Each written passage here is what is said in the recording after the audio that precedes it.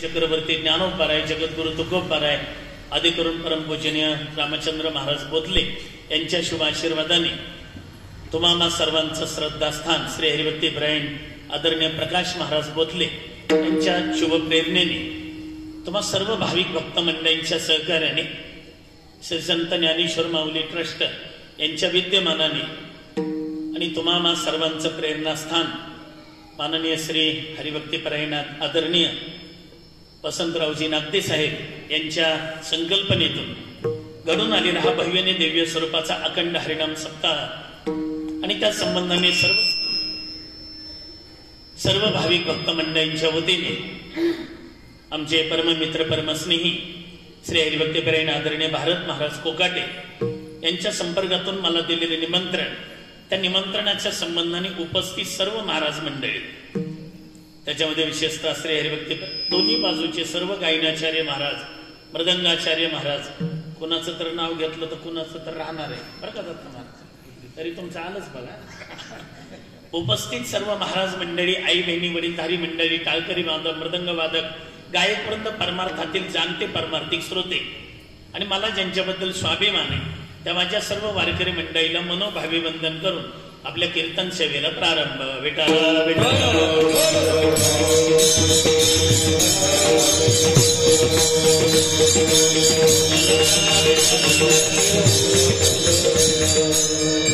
आपण जर विचार केला तर एक महत्वाची गोष्ट,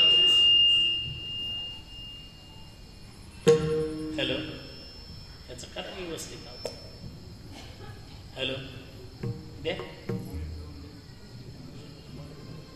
हॅलो हॅलो हॅलो, काळी बाहेर सगळेच काळ, हॅलो द्यायचं द्या, हॅलो हां हॅलो या मॉनिटरचं द्या, हॅलो हॅलो द्या, हॅलो चालू केलं की शिट्टी मारते काय. विठाला विठाला विठाला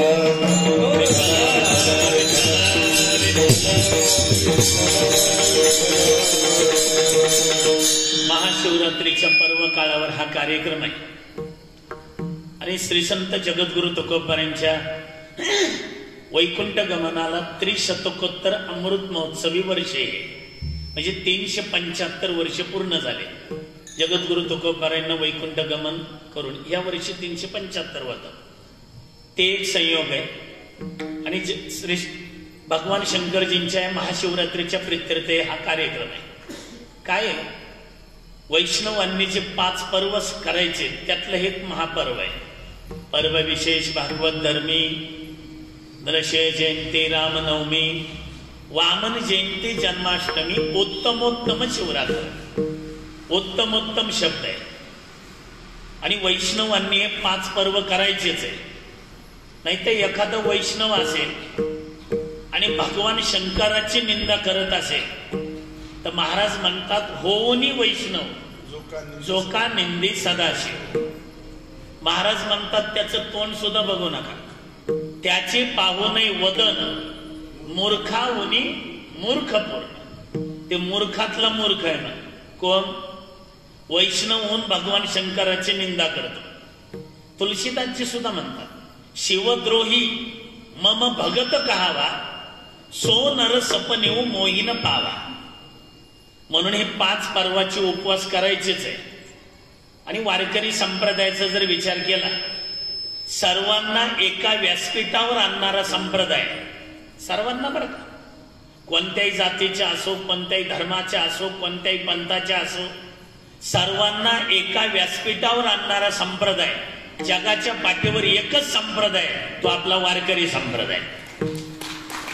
सर्वांना एका व्यासपीठावर आणणार. बाकीचे धर्म आहेत, बाकीचे संप्रदाय आहेत, ज्याच्या त्याच्या परीनं कार्य चालू आहे. पण वारकरी संप्रदाय सर्वांना घेऊन चालणारा संप्रदाय. बाकीचे संप्रदाय केव्हा स्थापन झाले केव्हा नाही आपण सांगू शकतो, पण माझ्यापेक्षा वयानं ही तुकाराम बाबा झालं, ही सगळी मंडळी माझ्यापेक्षा वयानं ज्येष्ठ श्रेष्ठ आहे. समोरही काही लवटे वकील असतील, अनेक मंडळी बोधले महाराजांचे वंशज आहेत समोर. श्री हरिभक्त इब्राहिम विवेकानंद महाराज म्हणजे बोधले बाप्पा म्हणतो आहे, ही सगळी मंडळी वारकरी संप्रदाय आजही हत्तीच्या मस्तकाप्रमाणे चालणारा संप्रदाय आहे. काय कारण आहे? त्याचं कारण आहे की आमचा पाया मजबूत आहे. ज्ञान देवे रचिला पाया, उभारिले देवालय. आणि त्याच्याही मागं जायचं म्हटलं, त्याच्याही मागं बाकीचे संप्रदाय हे स्वप्रचारक आहे का बरं?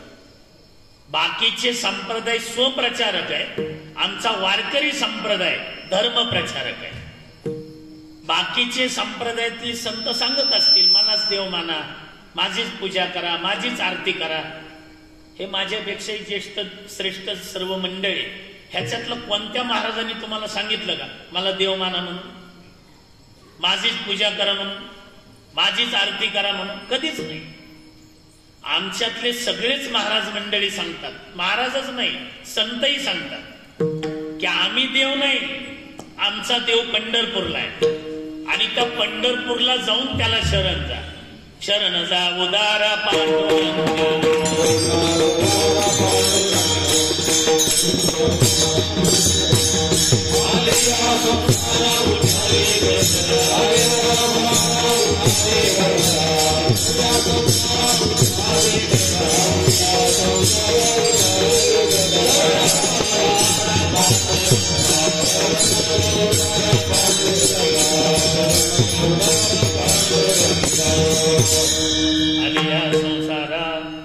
उठा, वेग करा आणि काय करा? शरण जा उदारा पांडुरंगा. वारकरी संप्रदायातले पहिले वैष्णव हे भगवान शंकर आहे. एका जनार्दनी वैष्णव शिरोमणी महादेव, वैष्णवांचे शिरोमणी भगवान शंकर आहे. आणि याच्यात तुम्ही कोणालाही विचारा, सांगा रामचंद्रजीची जन्मतिथी चैत्र शुद्ध नवमी म्हणजे रामनवमी. भगवान कृष्णाची जन्मतिथी गोकुळाष्टमी. आता कोणी सांगा भगवान शंकराची जन्मतिथी?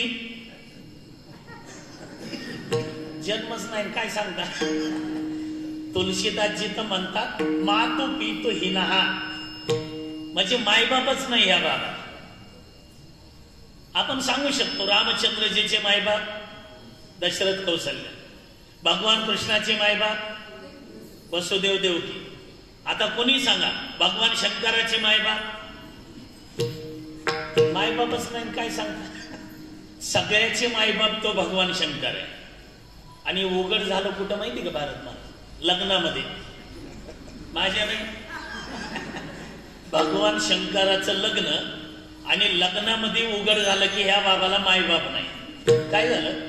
प्रत्येक भागातला रीतिरिवाज हा वेगळा असतो.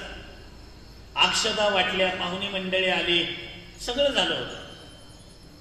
सगळं झालं. ब्रह्मवृंदांनी माईक हातामध्ये घेतला, ब्रह्मवृंदांनी, आणि ब्रह्मवृंदांनी विचारलं करायची सुरुवात? म्हटले हो करा करा. त्या ब्रह्मवृंदांनी माईकचं बटन बंद केलं आणि नवरदेवाला म्हटले, म्हणजे नवरदेव कोण? भगवान शंकर. दुल्हे मियां बोले क्या 3 पीढ़ियों का नाम बोलना पड़ता है तो विवाह होगा. भगवान शंकराने आपल्या जटा खाजवल्या. भगवान शंकर म्हटले इथं एका पिढीचा पत्ता नाही, 3 कुटुंब सांगतो. पण ते नवरदेवाच्या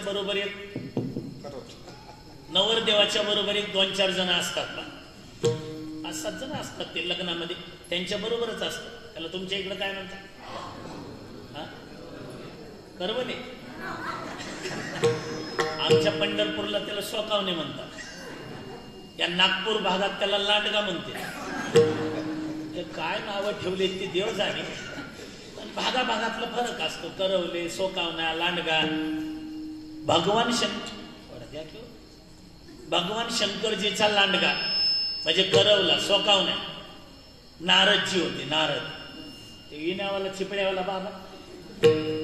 आणि मग भगवान शंकरजी त्या ब्रह्मवृंदांकडे पाहतात, हे त्यांच्याकडे पाहतात. नारदजी म्हटले कशामुळे थांबले? नारदजी जवळ आले, बोले ना क्या हुआ? नारदजी ब्रह्मवृंदांना विचारलं काय झालं? हमारे यहाँ का रिवाज है 3 पीढ़ियों का नाम बोलना पड़ता है तब विवाह होगा। नारदजी जवळ आले आणि जवळ येऊन भगवान शंकरजीच्या कानात म्हणले, भोलेनाथ आपके पिता का नाम बिरंची बोलो, बिरंची। भगवान शंकर बोले, बिरंची का मेरा पिता है क्या? बिरंची म्हणजे ब्रह्मदेव, ते का माझा बाप आहे का? नारदजी म्हटले 2 मिनिटासाठी बोला ना, 2 मिनट के लिए बोलो ना, शादी हो जाएगी बस। क्या पिता करने से थोड़ा पिता होता है? भगवान शंकर बोलले बा, दोले मिया। भगवान शंकर जी त्यांना म्हटले, पंडित जी हमारे पिता का नाम बिरंची। दोले मिया आपके पिता का नाम बिरंची और बिरंची के पिता का नाम? पुन्हा करवल्याकडे पाहिलं, त्या लांडग्याकडे पुन्हा नारदाने कानात सांगितलं, भोलेनाथ बिरंची के पिता का नाम विष्णू बोलो। ते म्हणले, ते का आज आहे का माझं? थोडंच होतं आज म्हटल्याने, आज थोडंच होते, लग्न लागलं बंद झालं। पंडित जी बिरंची के पिता का नाम विष्णू है, दोले मिया आपके पिता का नाम बिरंची, बिरंची के पिता का नाम विष्णु और भगवान विष्णु के पिता का नाम बोलो, शादी हो जाएगी। पुन्हा नारदाकडे पाहिलं, नारदानं कानात सांगितलं, भोलेनाथ माझ्याकडे वेटिंगला 2च नाव होते, आता तुमचं तुम्ही बघून घ्या। ते गडबड करत होते, जल्दी बोलो जल्दी बोलो।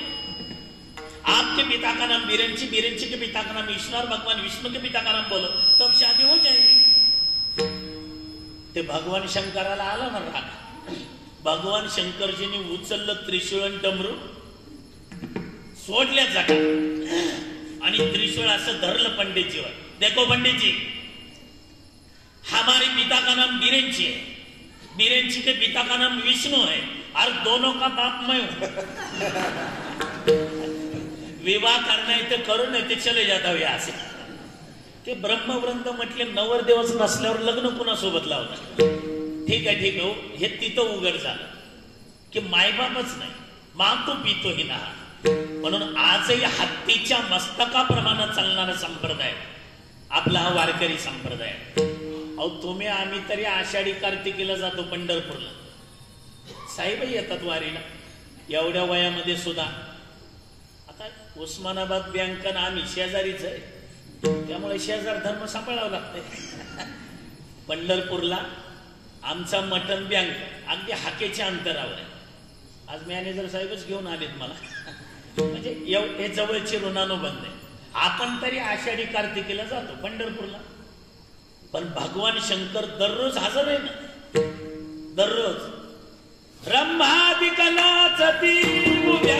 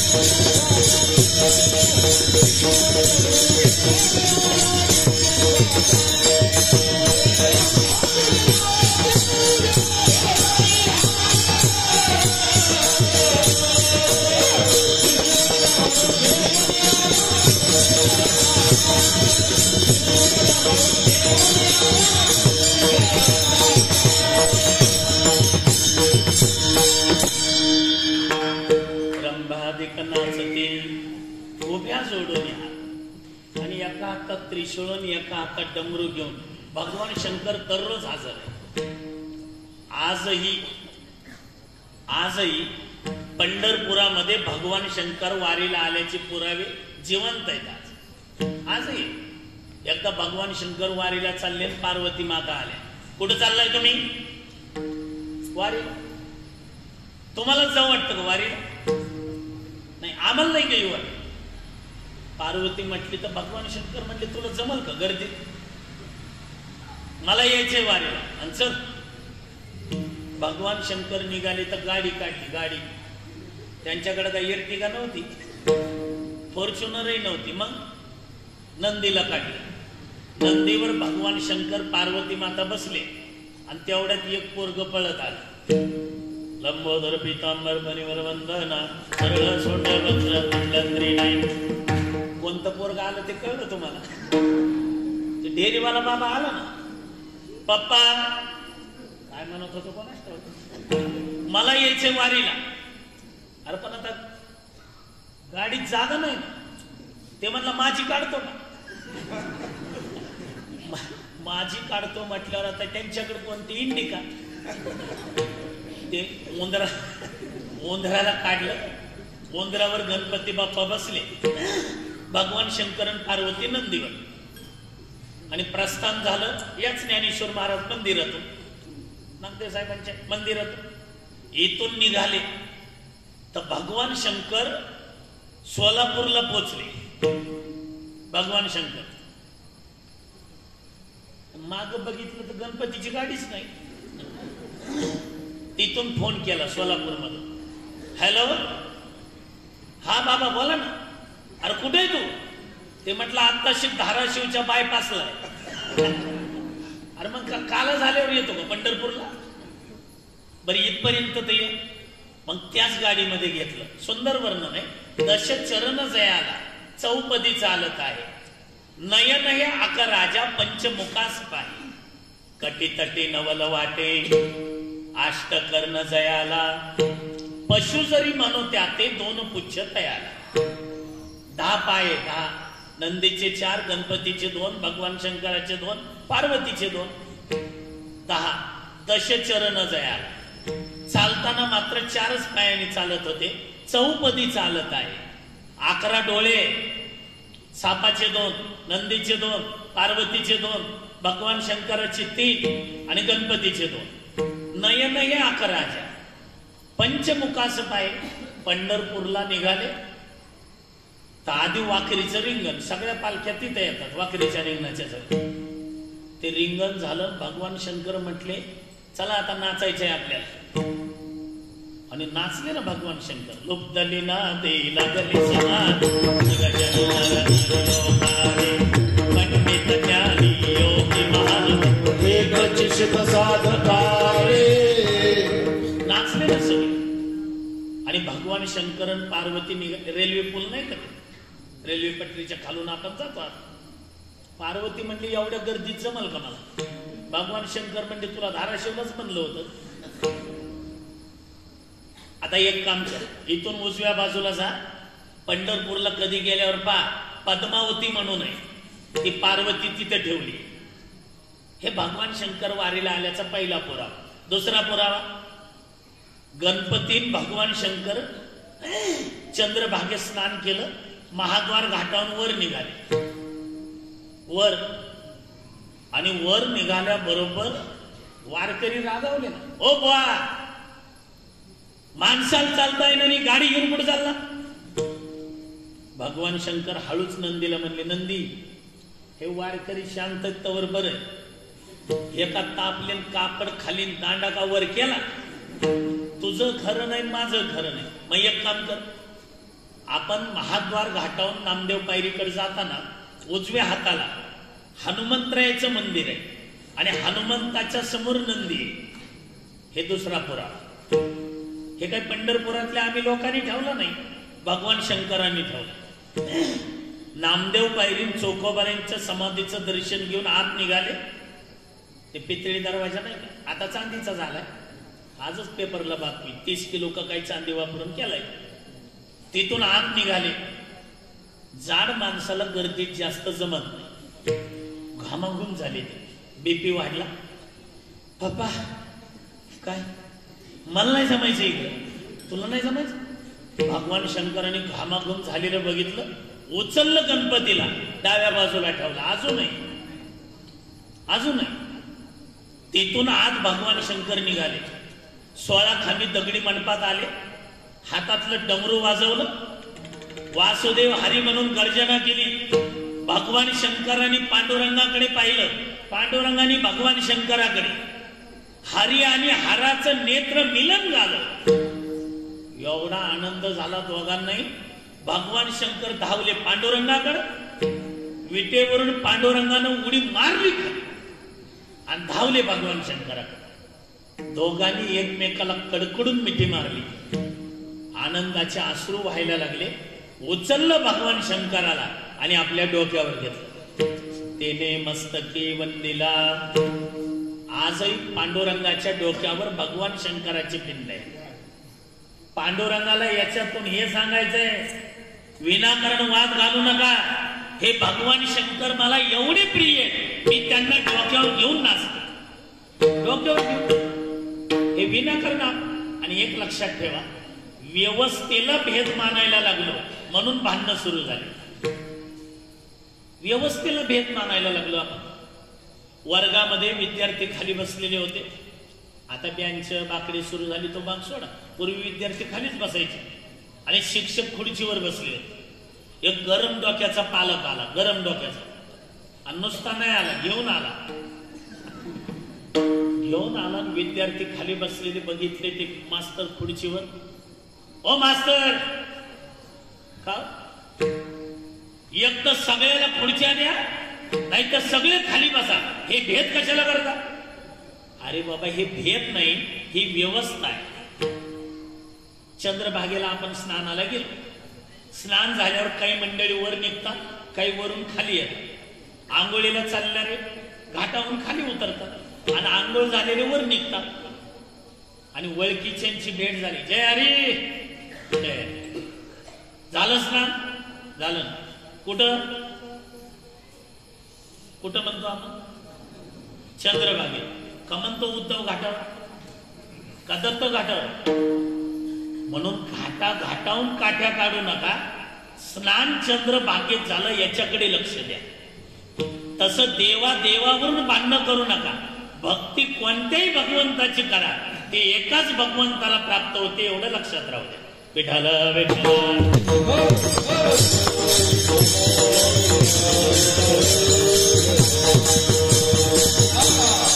जगद्गुरु तुकोबारायांकडे अनेकविध मंडळी यायची. अनेक मंडळी. आणि तुकोबारायांचं एक विशेष होतं, ज्या अधिकाराची मंडळी समोर असतील त्या पद्धतीने महाराज त्यांना उपदेश करायचे. त्या पद्धतीने उपदेश करायचे. ज्यांचा जसा अधिकार त्यांना तसा उपदेश. अधिकार तैसा डाव्याला मार्ग किंवा अधिकार तैसा तर उपदेश. ज्याचा जसा अधिकार तसा उपदेश करायचा. काही ब्रह्मचारी मंडळी तुकोबारांना भेटायला गेली. प्रणाम महाराज. प्रणाम. खाली बस. असं तुकोबाराय म्हणले. तिकडं नका बघू. खाली बसा म्हटल्याबरोबर ती सगळी मंडळी खाली बसली.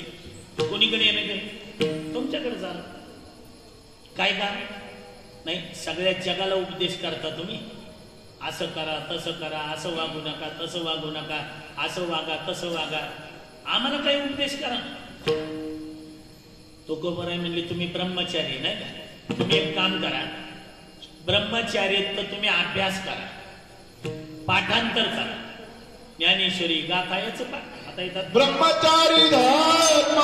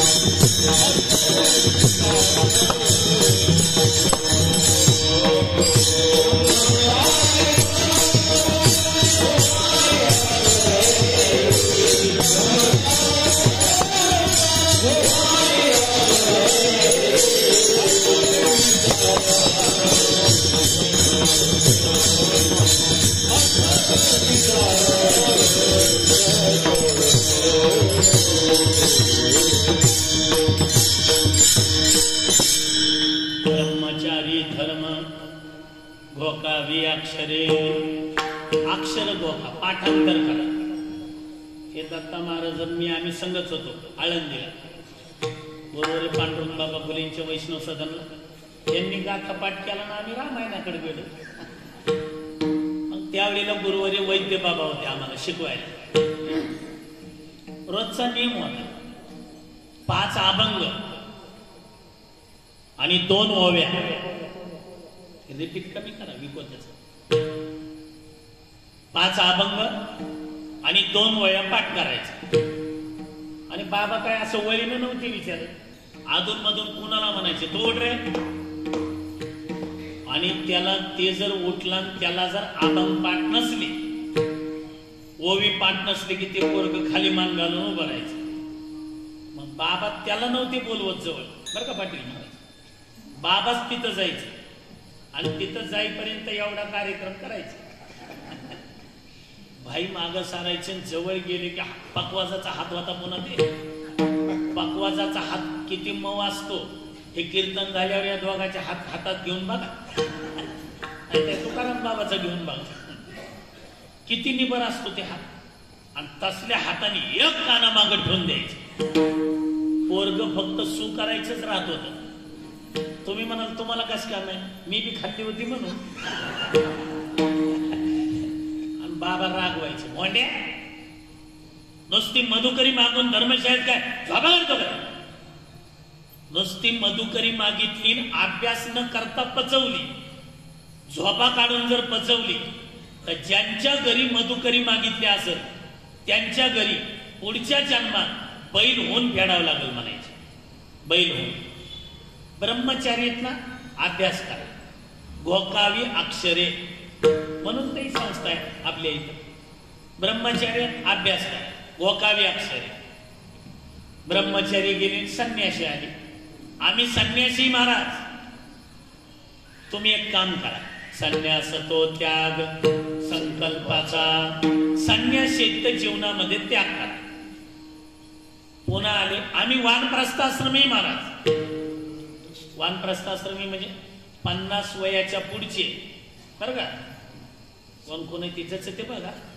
50च्या पुढचे 75च्या आतले हे सगळे वानप्रस्थाश्रमी. मग यांनी कसं राहायचं?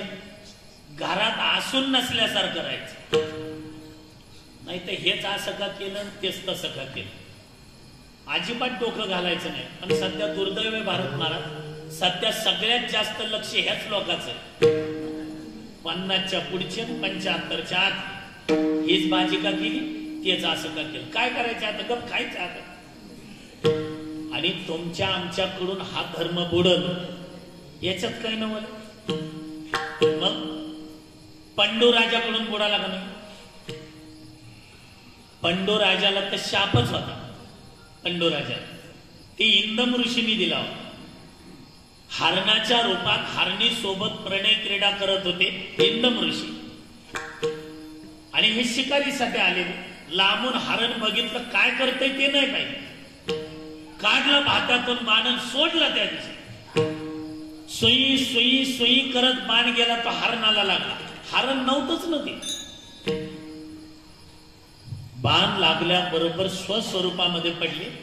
दाढी वाढलेली, जटा वाढलेल्या, पडले बो खाली. खाली पडले तर पंडू राजा म्हटला, मी बाण हरणाला मारला आणि यांना कसं काय लागला. खाली उतरले घोड्यावरून. ज्याला बाण लागला होता त्यांनी बाण काढला लागल्याला. रक्त वाहत होतं, तिथं हात धरला. कोण आहे? एखाद्या राजासारखा दिसतो. राजाच आहे. नाव काय तुझं? पंडू राजा. बाण का मारला मला? नाही, तुम्हाला नाही मारला, मी हरणाला मारला होता. मीच हरणाच्या रूपात होतो. बापरे, क्षमा करा महाराज, क्षमा. ते बाण असा धरल्याला टिप टिप टिप टिप ते रक्त खाली पडत होत. तो बाण तसाच घेतला, गरगर फिरवला, फेकला अंगावर. शाप आहे तुला, तूही तुझ्या पत्नीला स्पर्श करशील तर मरून पडशील. म्हणून पंडू राजाला तो शाप आहे, पत्नीला स्पर्श करायचा नाही. पण माद्री समोरून येत होती. माद्री पाण्याने भरलेला माठ डोक्यावर घेऊन इकडून पंडूराजा निघालेला, स्पर्श झाला माद्रीला, मरून पाडावला. वानप्रस्थाश्रमी धर्म बुडा, वानप्रस्थ तरी संयोगी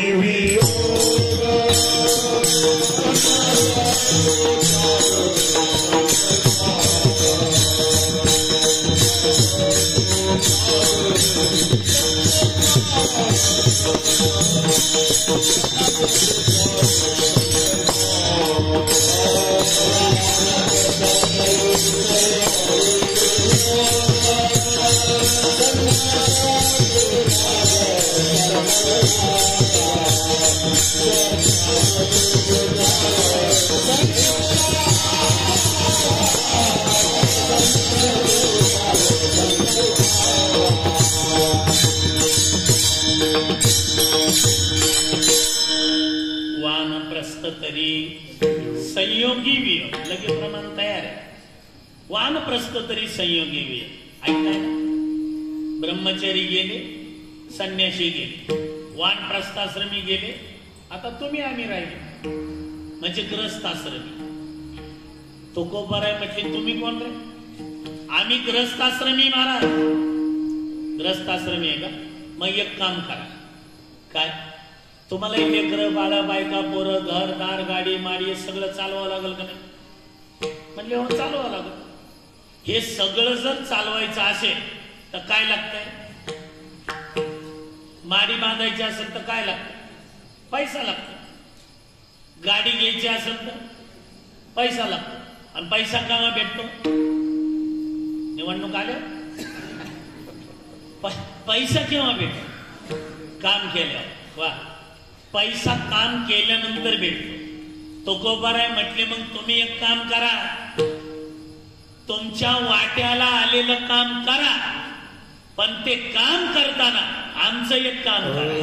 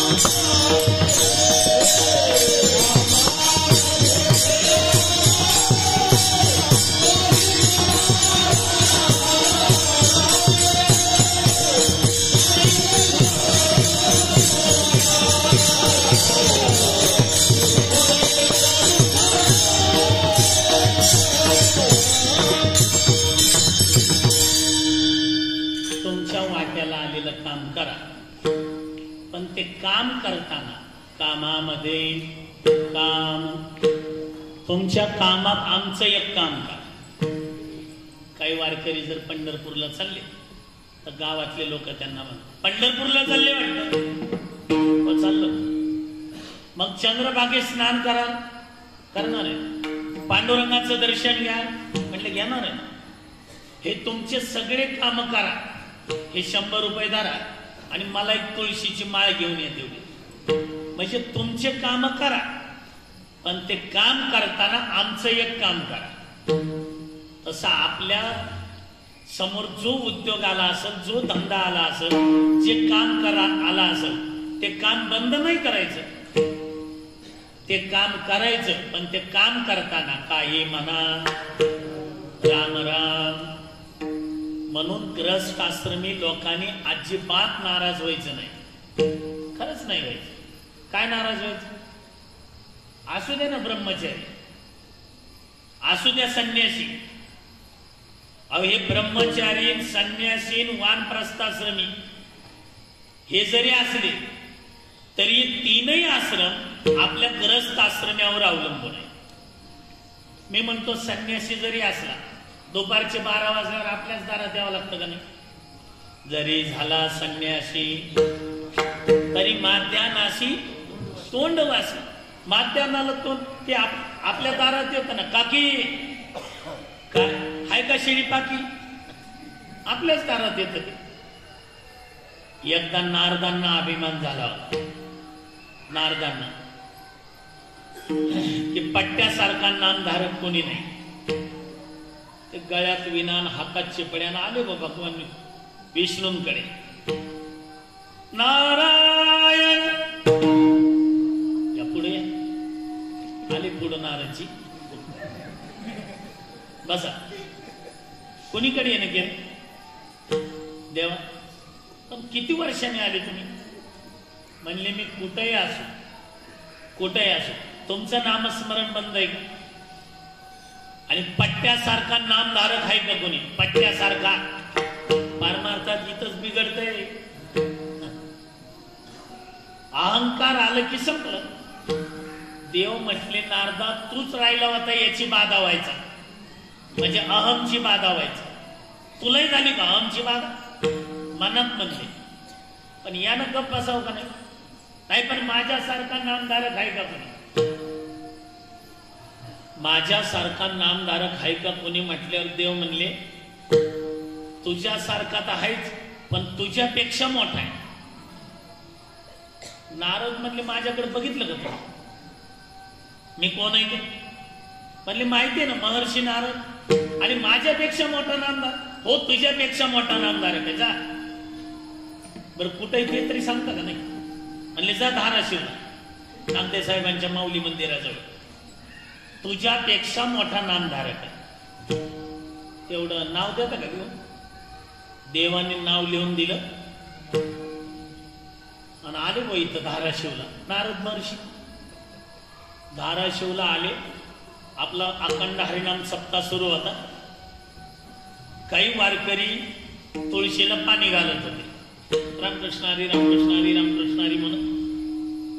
नारद म्हणले हे काय ते मोठा नामधारक? नारदांनी त्याला विचारलं हे अमुक अमुक?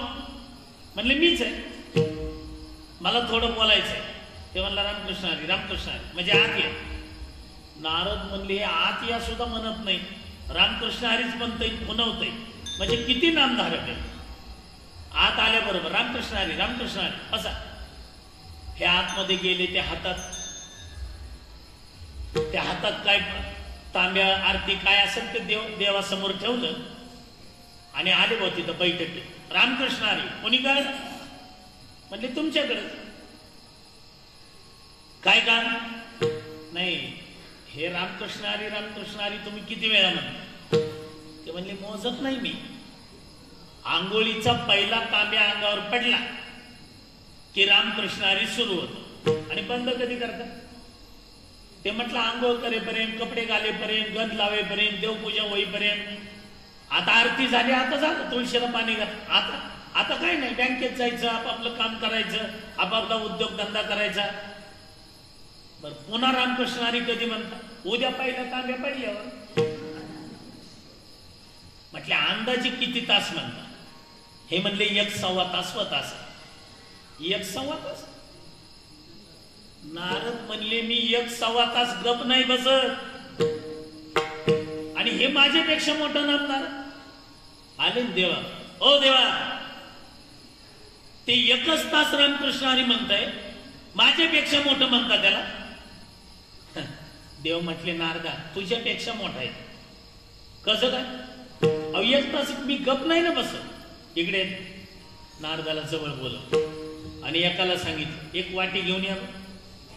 आणली वाटी, त्याच्यात तेल टाकलं, तेल. आणि बाप्पा वाटी अशी काटोकाट भरली, काटोकाट तेल आणि वाटी. आणि नारदाला सांगितलं नारदा ही वाटी घ्यायची,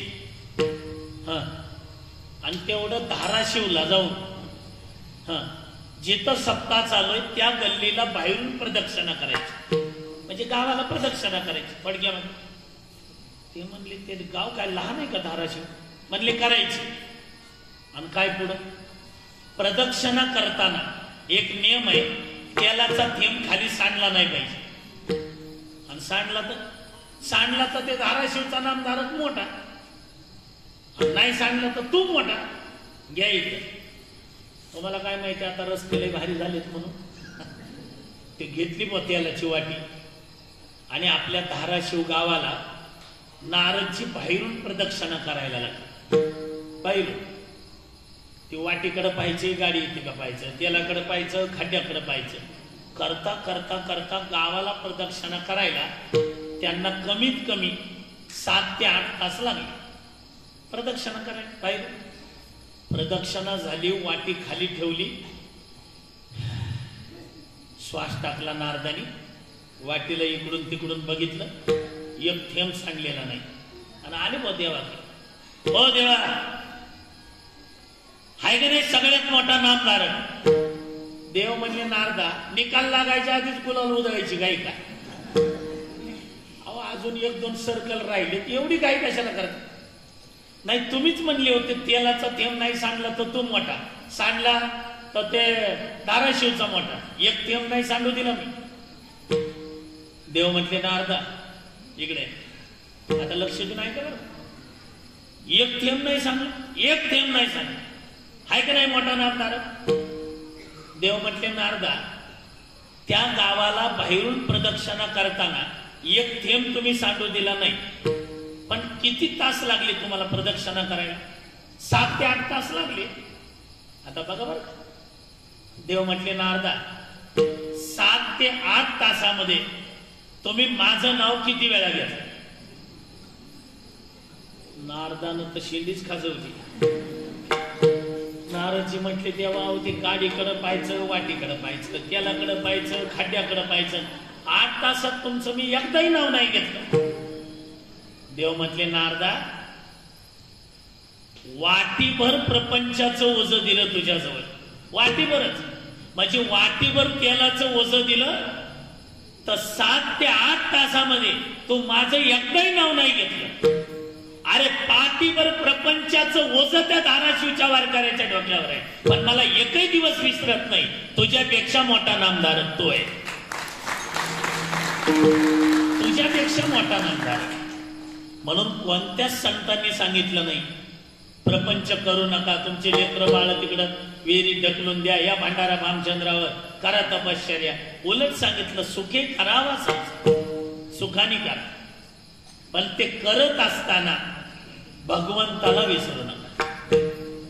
कामामध्ये काम, आपलं काम करताना राम राम म्हणा. पण राम म्हणणं काय अवघड आहे का? राम राम राम दोन्ही अक्षरे,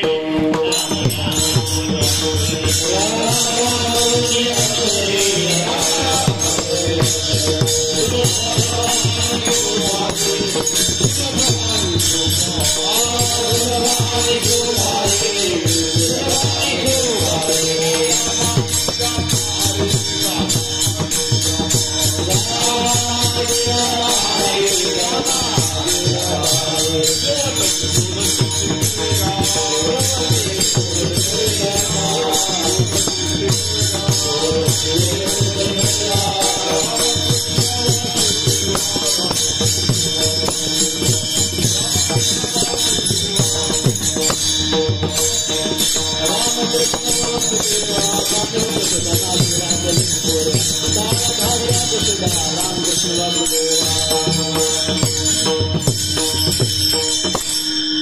राम राम दोन्ही अक्षरे आणि ते अक्षर आहेत कसे सुलभ आणि सोपा.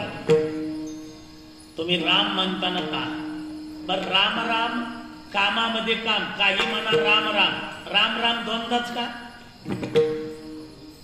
आपल्या गावची मंडळी जर दैफळला गेली नाही का बातलवणीचा दैफळला गेले दैफळची इथं आली आपण काय म्हणतो ओळखीची घेतल्यावर राम राम राम तीनदा म्हणतो का राम राम राम.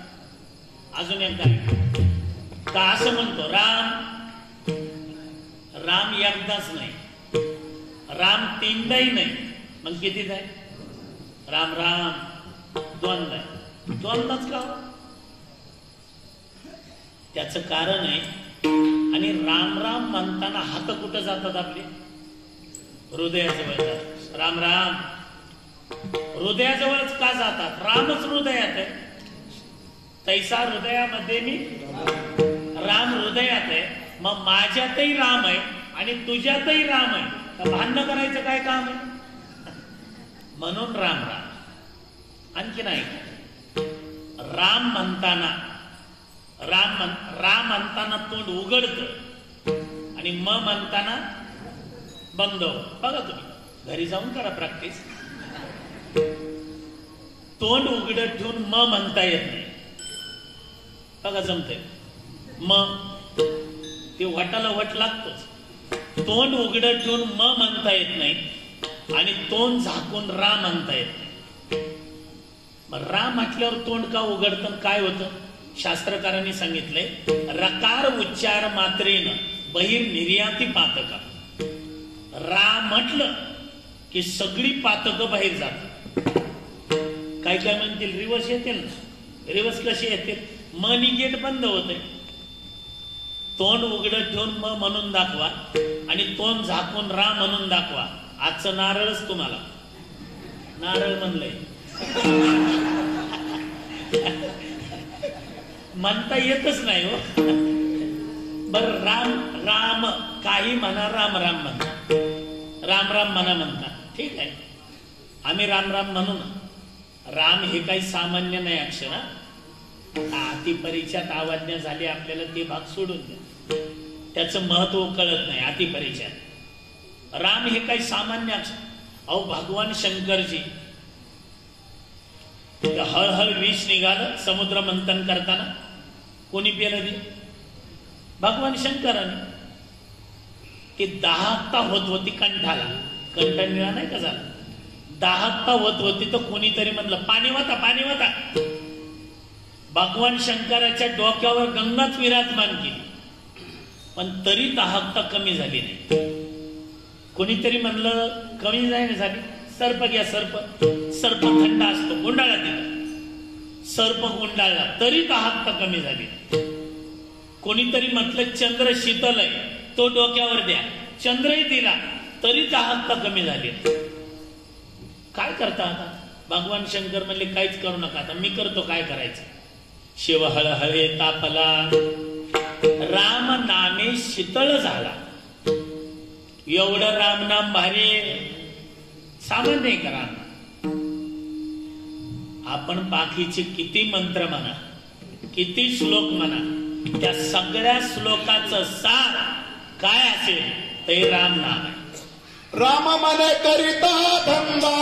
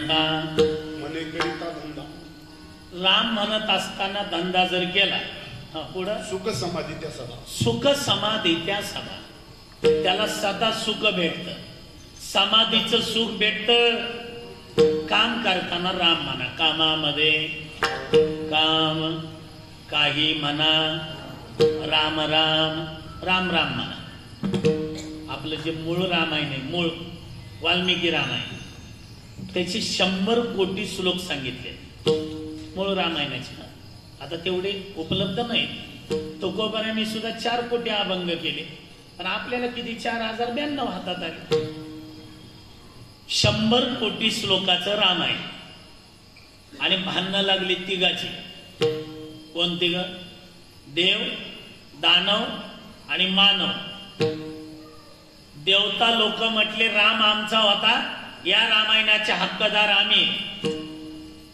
राक्षस म्हणले राम तुमचा होता तसा रावण आमचा होता रावणच झाला नसता तर रामायण झालं असत याचे हक्कदार आम्ही भांडणं लागले म्हणले भांडणं मिटवायला चला भगवान शंकराकडे देवता दानव आणि मानव सगळे आले एवढे 100 कोटी श्लोक घेऊन आले भगवान शंकर म्हटले काय झाले तुम्हाला म्हटले काय नाही हे काय आणलंय म्हणले 100 कोटी श्लोकाचं रामायण आहे आणि तुम्ही तिघ मिळून ते म्हणले आमच्या तिघाचे भांडणं चालले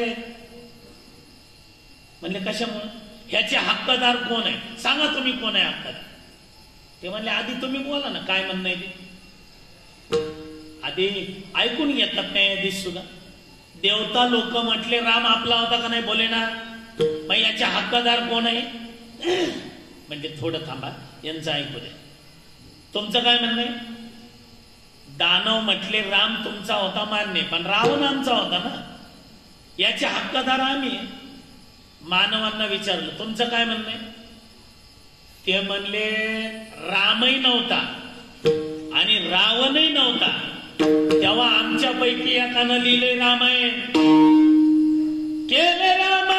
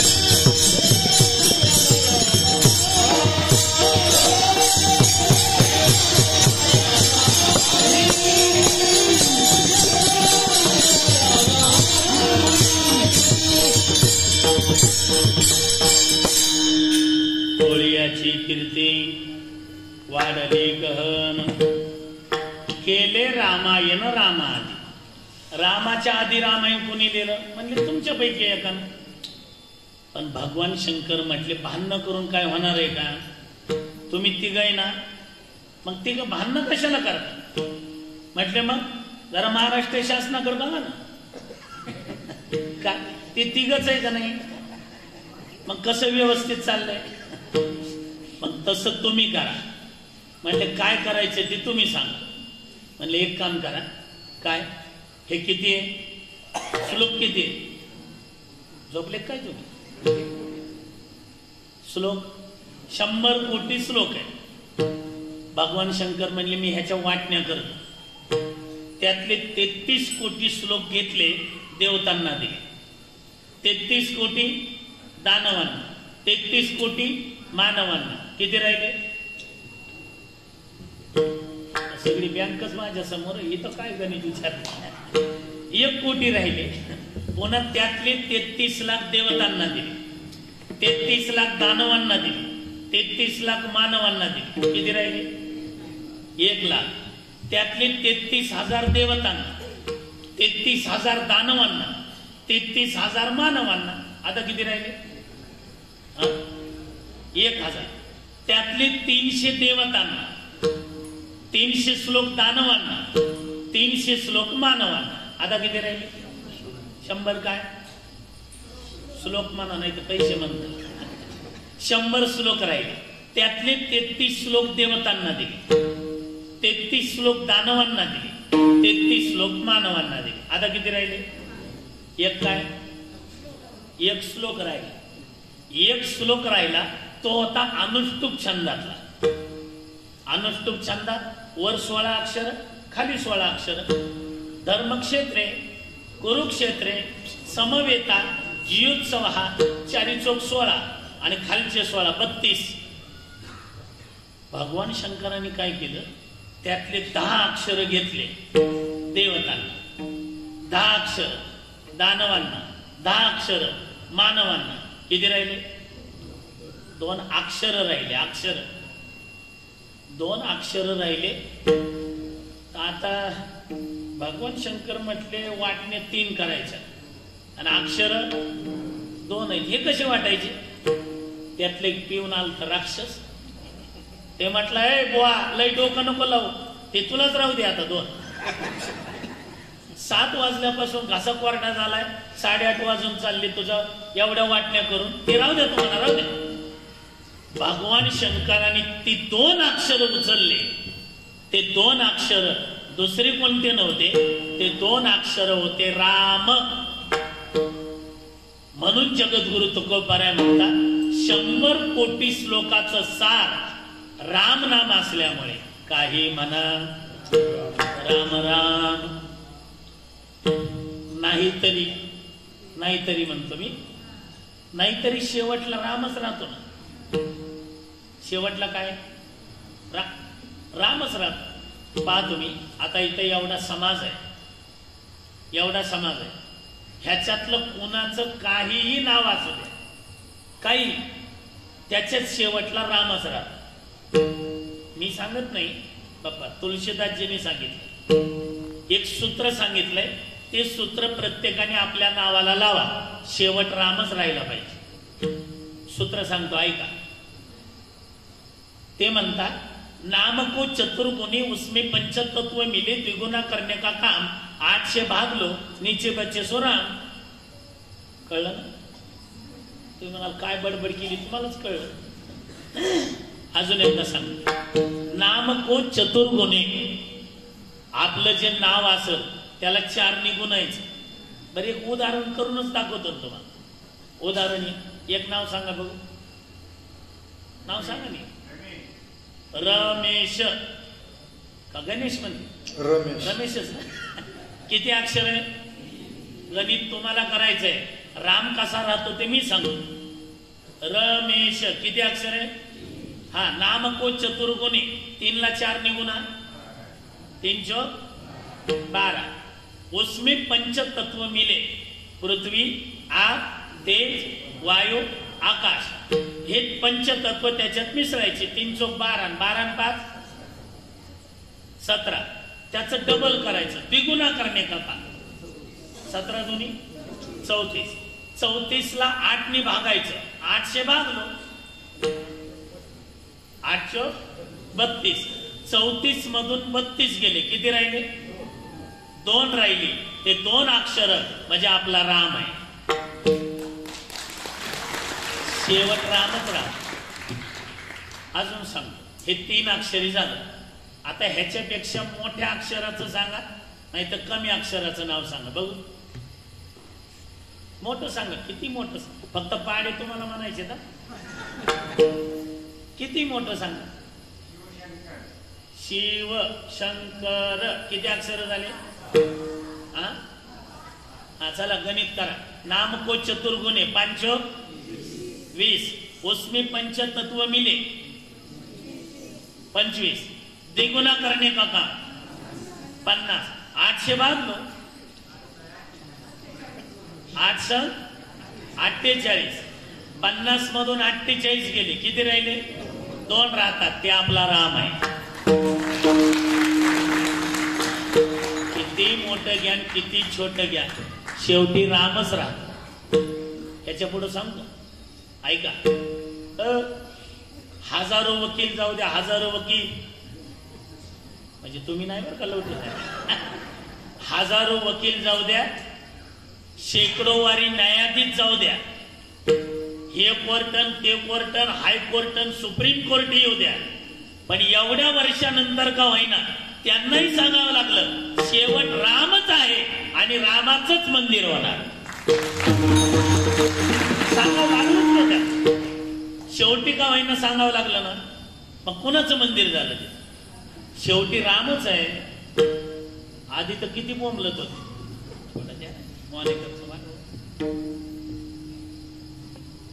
आधी तर किती द्या, आधी तर किती बोंबलत होते, रामच झाला नाही, राम नाही होय. हा राहू दे ना, कमी नका करू. राम सीतो का थोडा द्या, अजून द्या. राम सीतो का अशा आ गया, तोड घालो इस राम सीतो को, इथपर्यंत मजल गेलती का नाही. आणि पुन्हा ऐका, राम नाही म्हणणं म्हणजे बाप नाही म्हटल्यासारखं आहे.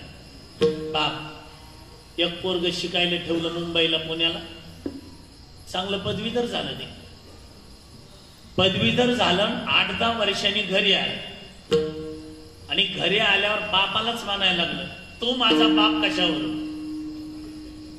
बाप तर अख्खा हादरला, अख्खा लका तुझा बाप ना मी, पुरावा काय. तसं हे म्हणत होते, राम झाला तर पुरावा काय नाही का, JCBने खड्डा खाणून याला पुरावा. आणि 1-2 घोबडं बोंबलले म्हणजे लय लक्ष देत जाऊ नका तिकडे. हे घोबडं असतं 2-4 घोबडं एकत्रित आले. घोबडाची मिटिंगच होती. घोबडाची मिटिंग दिवसा असते का रात्री? रात्री 12 ते 2 मिटिंग. त्याच्यातलं मोठं घोबड होतं, त्यांनी प्रस्ताव मांडला. बरेचसे लोक म्हणतात सूर्य आहे, सूर्य आहे, सूर्य आहे. आहे का रे? तिथं माणसं नव्हती, घोबडं होते ना. सर्वांनीच आवाज दिला, नाही नाही नाही नाही, करा सह्या.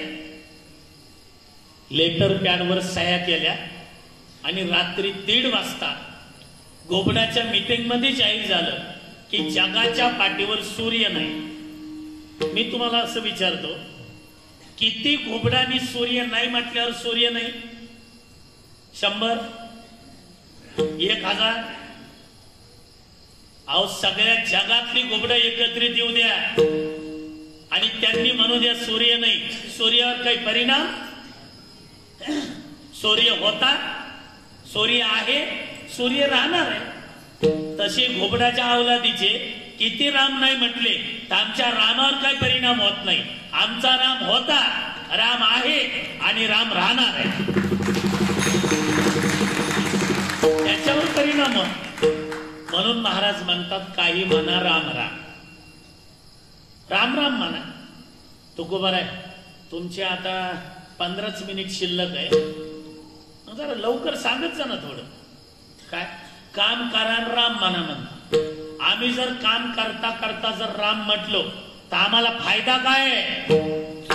जाईल भवश्रम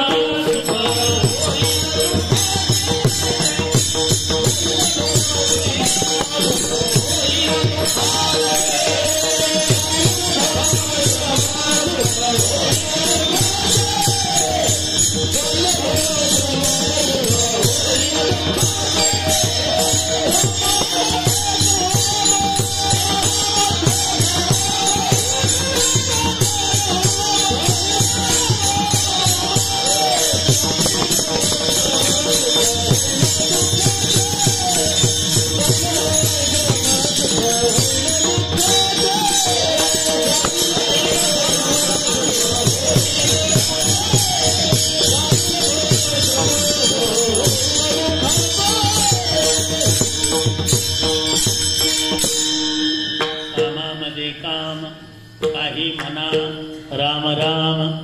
होईल काय? जाईल भवश्रम, सुख होईल दुःखाचे.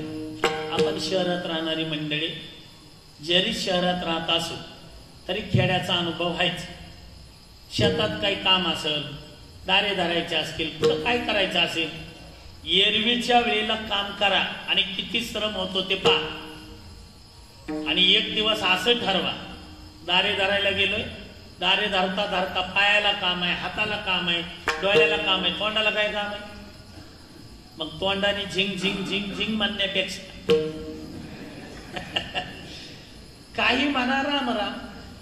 आणि तुम्हालाही सांगतो भक्तिमती मातांना, तुम्हाला तर आमचे हात जोडून प्रार्थना आहे. अधिकारवाणीनं नाही, उपदेश म्हणून नाही, ते उपदेश म्हणून सांगण्याचा अधिकार आता काल या दिवशी बोधले महाराजांना. ते आपल्यापेक्षा वयानं अधिकारानं सेवेने मोठी मंडळी. काल आमचे अध्यक्षच होते आमच्या संस्थेचे. पण मी अधिकार वाणीनं नाही, उपदेश म्हणून नाही, एक विनंती म्हणून सांगणार. मावशी, स्वयंपाक करताना हाताला काम आहे, कणिक तिंबायचं, चपाती लाटायची, काय भाकरी करायची, हाताला काम आहे. पायालाही काम असतं, ती काटवट धरायची, काय असेल ते. डोळ्यालाही काम आहे, हाताला काम आहे, पायाला काम आहे, डोळ्याला काम आहे, तोंडाला काय काम आहे मावशी? मग तोंडाने उगत 2-4 जणी बोलवायच्या, तुला माहित झालं कधी परवाचा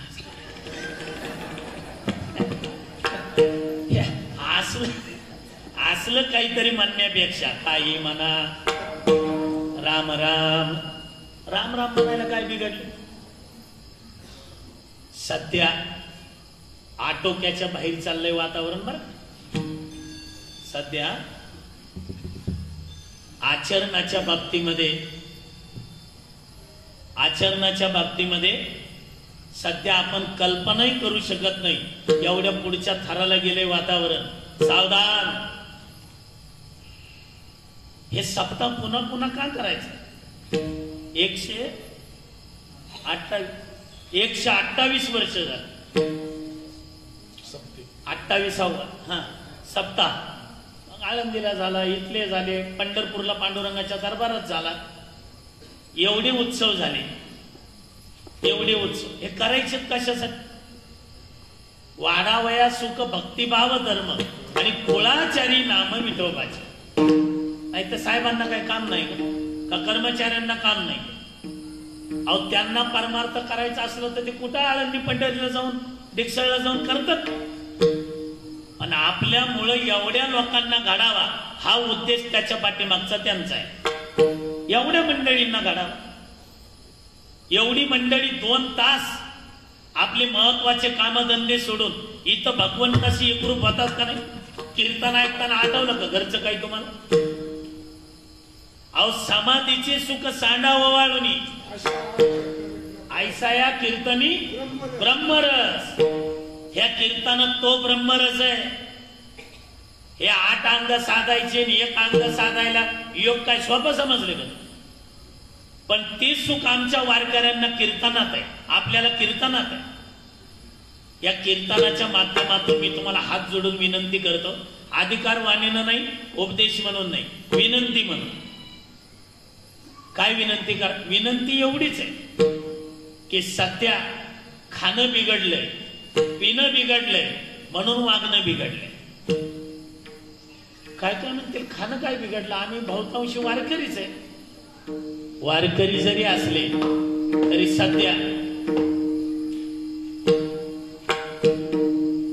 शेतकरी असो, वारकरी असो, उद्योग असो, बँकेतले असो, कोणी असो, आपण संध्याकाळी घरी गेलो की जेवायला कुठं बसतो? बोलत नाही का तुमच्या इथे? टीव्हीच्या समोर. बरोबर. टीव्हीच्या समोर जेवायला बसले की तिथं काय रामायण चालू असते का महाभारत का कोणती कथा? सध्या संध्याकाळी 7:30 ते 9:30 10 पर्यंत सगळ्या मालिकाच आहे. आता आमची टीव्हीची गाठ तर काही पडत नाही, पण कुठे जेवायला बसल्यानंतर आमची सुद्धा पडते. त्या मालिका सुरू असतात. मालिका बघत बघत सगळे जेवतात. आणि मालिकामध्ये काय आहे सध्या? माझी भाषा तुम्हाला कळणार आहे, लय सविस्तर सांगायची गरज नाही. सध्याच्या मालिका म्हणजे राहायचं एका सोबत, वागायचं दुसऱ्या सोबत, फिरायचं तिसऱ्या सोबत. काय चाललंय काय? आणि तसल्या मालिका जेवताना बघायचे. ते संस्कार त्या अन्नावर होतात. अन्नावरचे संस्कार रक्तावर होतात. रक्तावरचे संस्कार मनावर होतात. म्हणून सध्या असलं वागणं चालू आहे.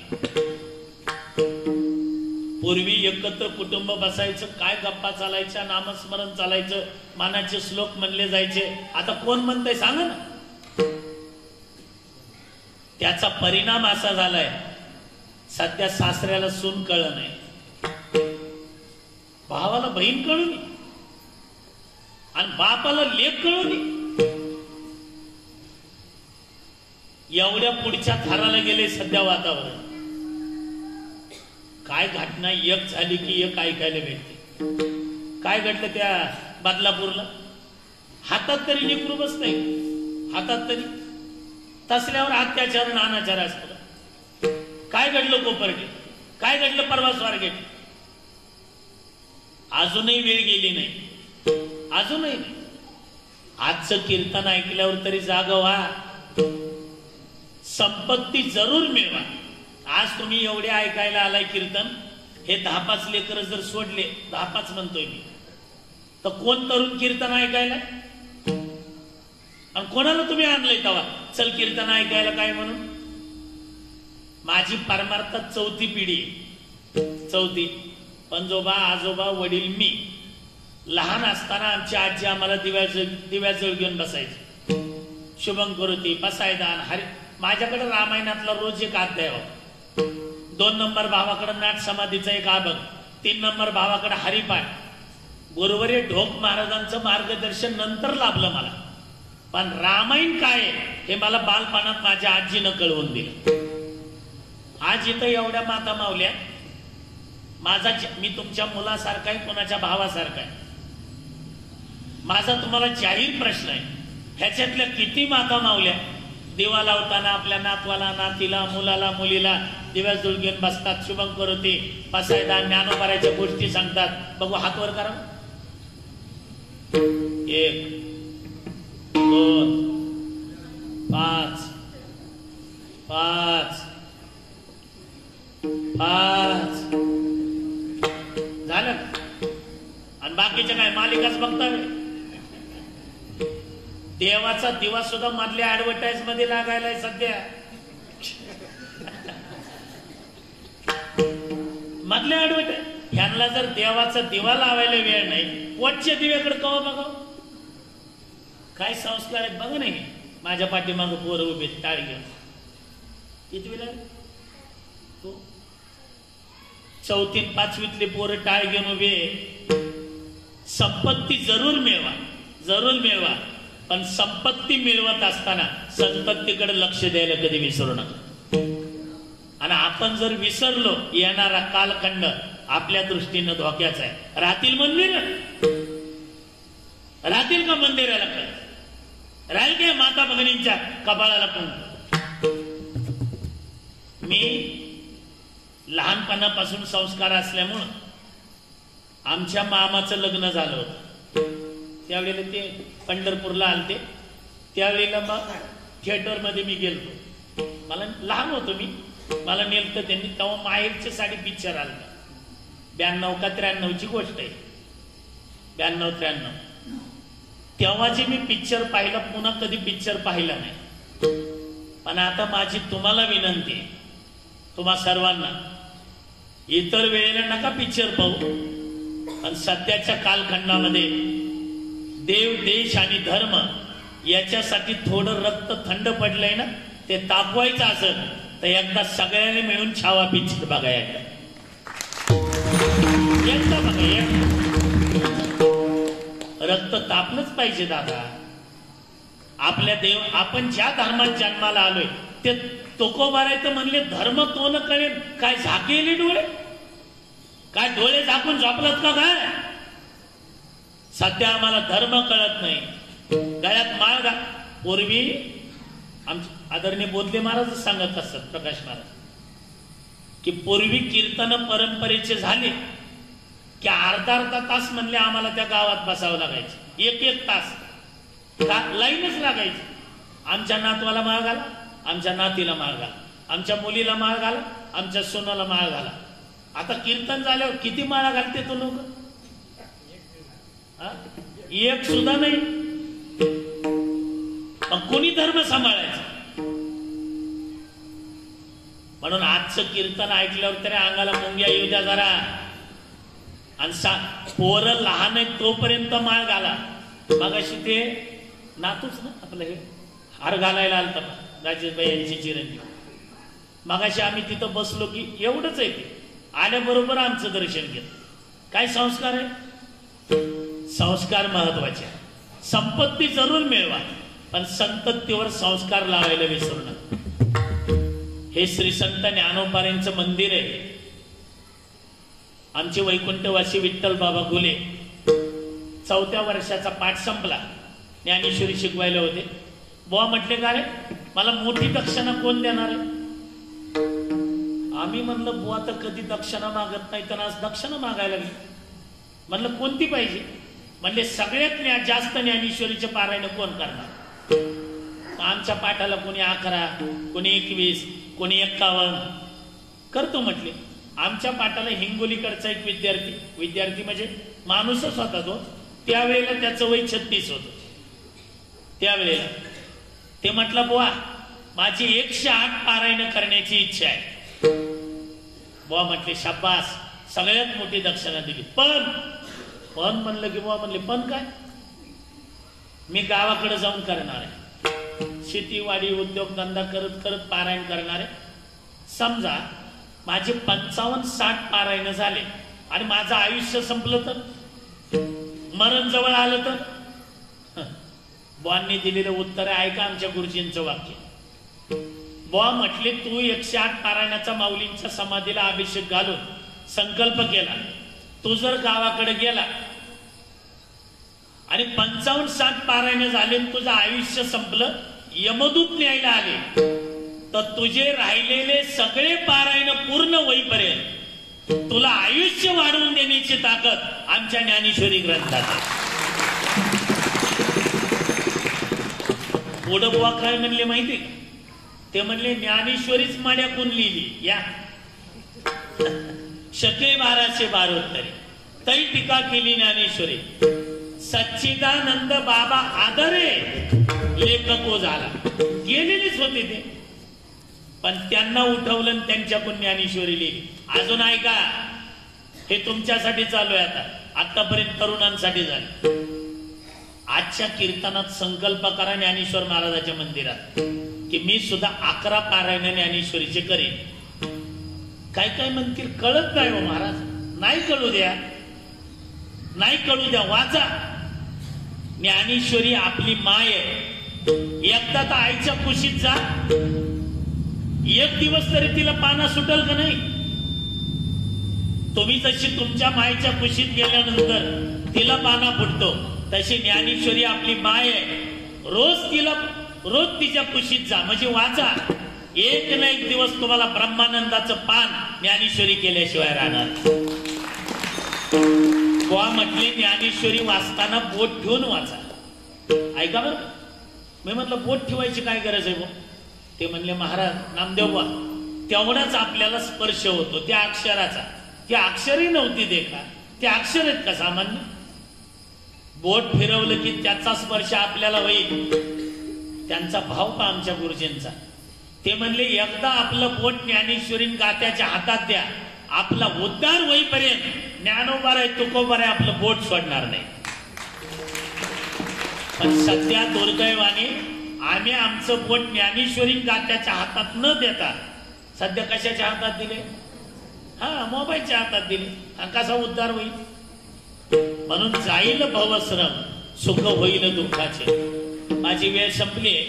तुकोबाराय म्हणतात त्यातलं एक जण म्हटलं आम्ही जर राम राम नाही म्हटलं तर? तुकोबाराय म्हटले कळू येईल अंतकाळी. प्राण प्रयाणाचे वेळी हे सगळे निराळे राहतात. राहते निराळी रांडा पोरे सगळं. जिवंत तोपर्यंत जिता जिसी जैसा तैसा पुढे आहे रे ओळसा. वळसा कोणता आहे? एक एक योनी कोटी कोटी फेरा. हा वळसा आहे. ओगवणी भाषा काय करणे ते करी. महाराज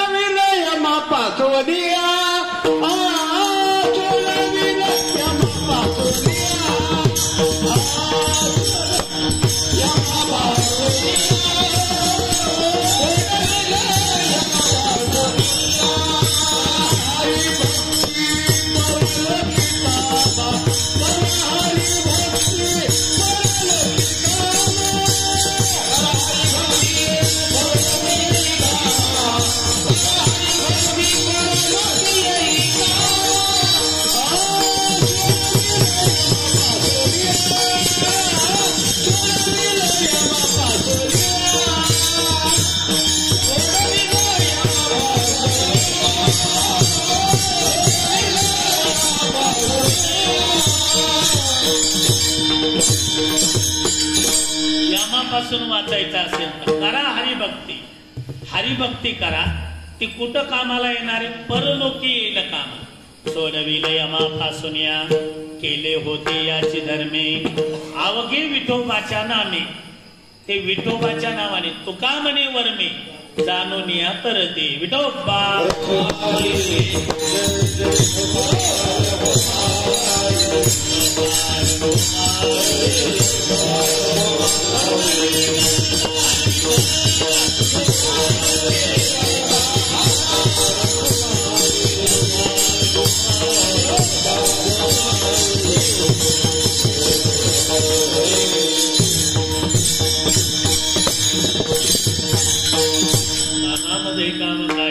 राम राम जाईल पवश्रम सुख होईल दुःखाचे.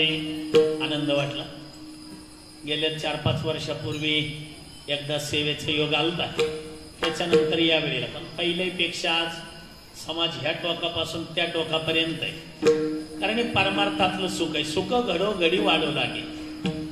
आणि हे सगळं ज्यांच्या प्रेरणेने, त्यांच्या आशीर्वादाने आपल्याला भेटते. फार मोठी परंपरा म्हणजे परमपूजनीय रामचंद्र महाराज बोधले यांच्या परंपरेतून परमपूजनीय आमचे प्रकाश महाराज बोधले यांच्या मार्गदर्शनाने. आणि परमार्थ सुद्धा अर्थाशिवाय होत नाही. परमार्थ महाधन आहे, पण धन असल्याशिवाय परमार्थही होत नाही. म्हणून माननीय श्री तुम्हा आम्हा सर्वांचे मार्गदर्शक प्रेरणास्थान. या वयामध्ये सुद्धा आता निवांत माझ्यासारख्याने या वयात आराम केला असता, पण साहेब स्वतः खुर्ची टाकून इथं बसलेले, डोळ्याचं ऑपरेशन झालेले तरी हजरच आहे. हे तुकाराम बुवा सुद्धा एवढं वय झाले तरी टाळ घेऊन उभेच आहे. त्या विभूती आमच्या आणि अनेक मोठमोठी कोट्याधीश मंडळी आमचं दर्शन घेणारी भेटतात आम्हाला, अनेक मोठमोठी. पण आम्हाला साहेबांचाच अभिमान याच्यासाठी, ते नुसते साहेब नाहीत, ते वारकरी साहेब आहेत. आषाढी असो कार्तिकी असो एवढंच नाही, त्यांचा जो अभिष्ट चिंतन सोहळा असतो ना, वाढदिवस म्हणतो आपण त्याला, तो अभिष्ट चिंतन सोहळा सुद्धा ते पंढरपूरला येऊन करतात पांडुरंगाच्या दरबारामध्ये. केवढं भाग्य आहे. हे भाग्य कोणालाही प्राप्त होत नाही. आणि आम्ही शेजारी असल्यामुळे मग साहेब आम्हाला फोन करतात.